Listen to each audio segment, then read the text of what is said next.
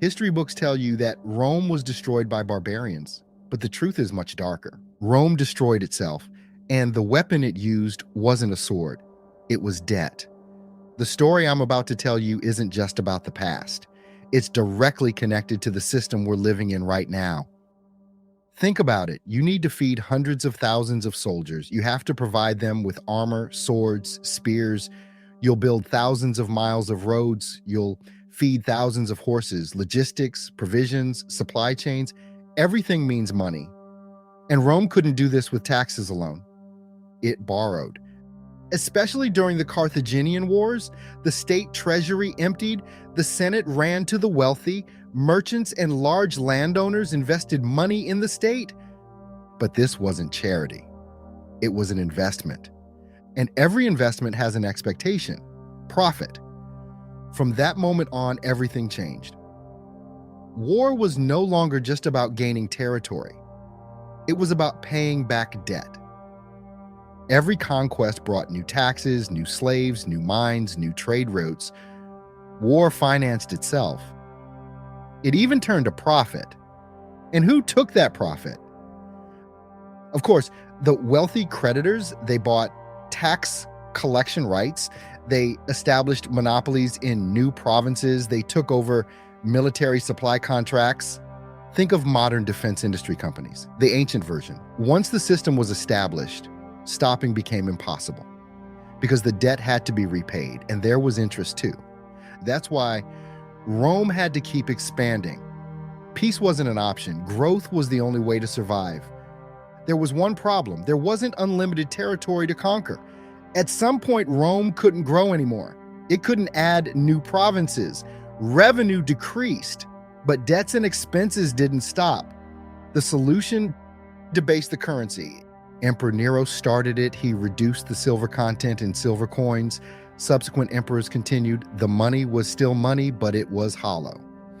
You know what this is called? Inflation. If people noticed, trust was lost, prices soared, the economy collapsed. And who suffered most from this collapse? The poor people. The wealthy already owned land. They had slaves. They had gold, goods. They were protected. But the ordinary citizen, their money was melting away. Taxes were rising. Life was getting harder. Now stop and look around you. Do you think this story is over? No, it's still happening. Economies growing on debt, money printed to finance wars, large corporations getting richer from every crisis. Central banks print money. They call it stimulus packages. They say, we're reviving the economy. But what's really happening? The value of money is falling. Inflation is rising. Wages aren't increasing, but prices are. Who's winning? Big capital owners, asset holders. Who's losing? Workers, wage earners. What's our difference from Rome? Rome teaches us an important lesson. A system based on perpetual growth is bound to collapse because infinite growth doesn't exist. Resources are limited. Markets are limited. The world is limited. But the system can't stop because there are debts, there's interest, there are expectations. So the system continues until it collapses. And when it collapses, the bill goes to the weakest every single time. So what should we do? Changing the system doesn't happen overnight. Maybe it never happens, but you must see the game. Most people think inflation is natural. They think debt is normal. They believe growth will continue forever. This is an illusion. Financial literacy isn't just about saving money. It's about understanding the system. Who prints the money? Who makes the decisions? Who wins? Who loses? When you understand these things, you're no longer a pawn in the game. When you hear news, when a crisis happens, when a reform is announced, don't just watch. Follow the money. What are the wealthy doing? Where are they investing? Because the wealthy know the rules of the game. Rome didn't fall when enemy soldiers breached its walls. It fell when the numbers stopped adding up.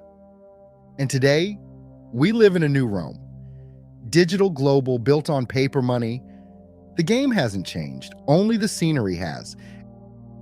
If this video gave you a different perspective, don't forget to like and subscribe. Because history keeps talking for those who know how to listen. See you in the next video.